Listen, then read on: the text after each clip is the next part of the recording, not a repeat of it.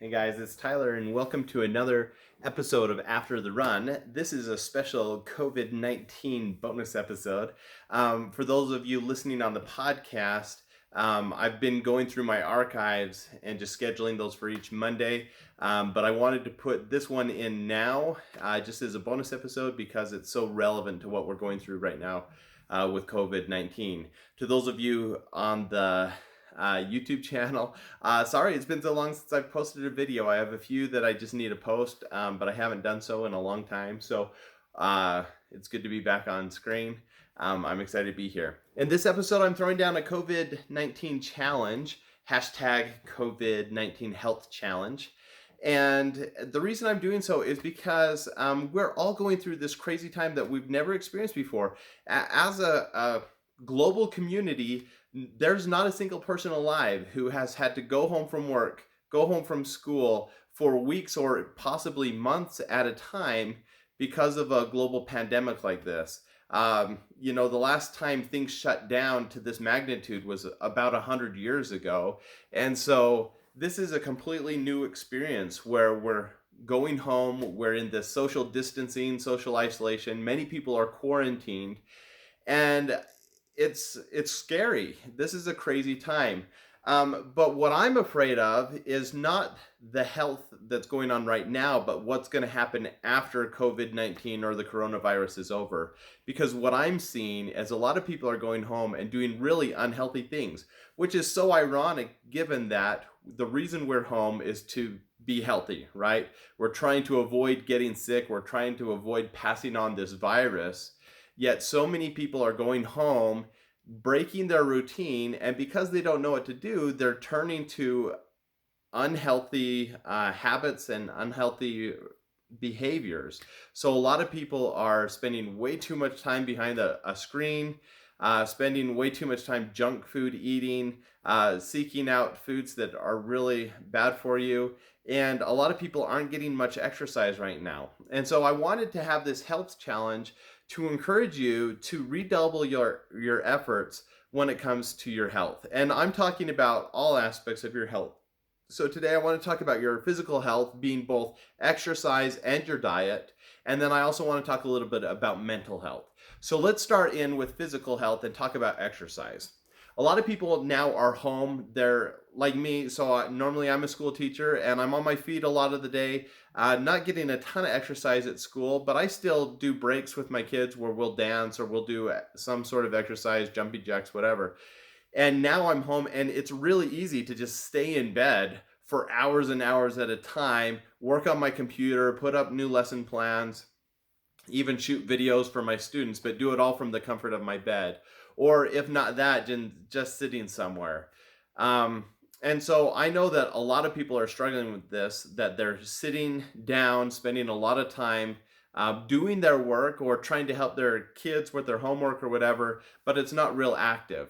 Now, we know that if you just take a few minutes throughout the day, that you're going to get a ton of health benefits from that. So if you're exercising even for just 2 or 3 minutes, but it's getting more blood and oxygen to your brain, that's going to help you focus better. It's going to help your long-term memory. It's going to activate your brain and give you a brain boost that will last for several minutes or even hours.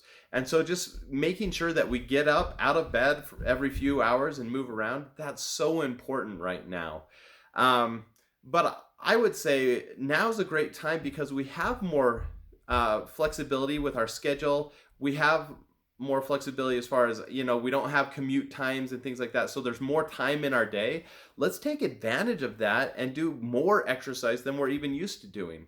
So the first part of the challenge is over the next 30 days, pick some sort of physical activity and do twice as much of it as you would normally do. So for example, I normally run about every other day.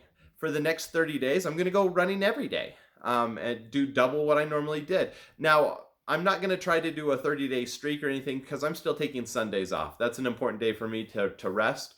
But the other 26 days of April, I'm going to be running every day, and I'm going to check it off my list and make sure that I'm doing that, redoubling my efforts with exercise.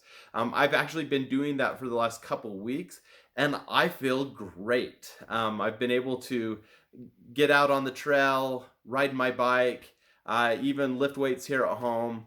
And I'm feeling really good. And I want everyone to have that experience where instead of becoming less healthy because we're stuck at home and we're not moving, that we actually take this time to do more exercise. So pick something that works for you. Maybe you're going to do something like the push-up challenge, where you're going to do twice as many push-ups as you would normally do. For some of you, that means doing 2 instead of 1 this month, but pick something that realistically will work for you.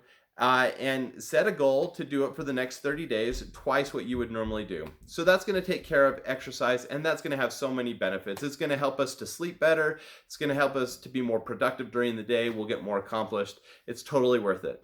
Now, diet. This one concerns me even more than exercise. As we're home, I'm seeing this already, that now I have my pantries open to me, and it is really easy to just want to snack all day long. And when we snack all day long, a lot of people tend to go to unhealthy snacks. And so I would encourage you to set a dietary goal for the next 30 days that you're going to do something, again, redoubling your efforts to be healthy. So that might be giving up sugar for 30 days, or it might be giving up snack foods for 30 days and just having your normal meals. I know that makes a big difference for me. For me, the big one that I'm going to try is I normally drink water really well. I like to drink a lot of water, but I drink a lot of it when I'm at school teaching or while I'm driving for my commute. It helps keep me alert on the road to just be sipping water as I'm driving. And I don't have that anymore. And so I found over the last few weeks as I've been here at home, I'm not drinking nearly as much water as I was before. In fact, I'm probably only drinking 40, 50, 60 ounces a day, in that range. So I thought for the next 30 days, I'm going to double that. I'm going to try to drink 100 ounces of water a day. Now, during the summer, I easily drink 200 ounces a day because I'm sweating more and things like that. It's still snowing here. It snowed last week. And so I think 100 ounces a day, that's a reasonable thing. So pick something for you, something about your diet that you can change for 30 days, set a goal, and track your progress. And let's see if you can do it for those 30 days. The last part is your mental health, and this one's huge. Many of us are in quarantine. There's at least social distancing or social isolation going on, and it's really easy to just cut yourself off from the rest of the world. Well, that might be fine for us introverts. I actually love having all this quiet and not having to answer as many phone calls and emails and things like that. Not having all the social interaction. I'm super introverted, and so that works for me. However, research has shown that one of the biggest indicators of a long, healthy, and happy life is good relationships and active communication. And so if we're totally cutting ourselves off from other people, that's going to have a long-term negative consequences in our health.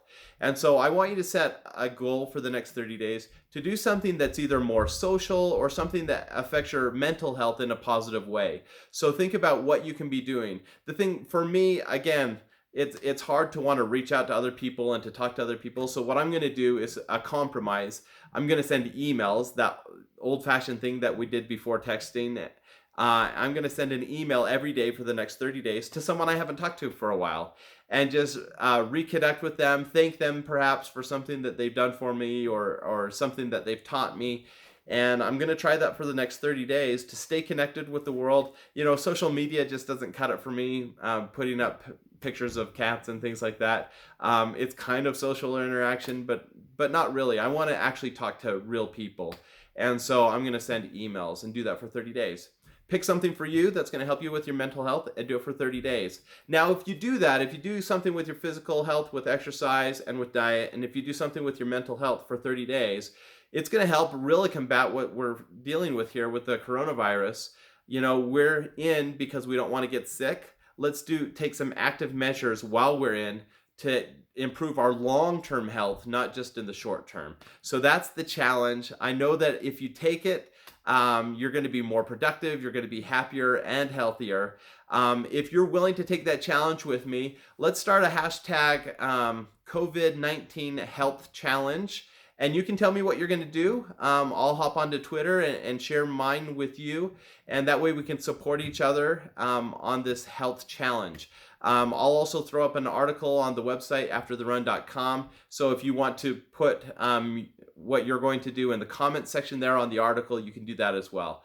All right, let's do it. Have a great one. See ya. Bye.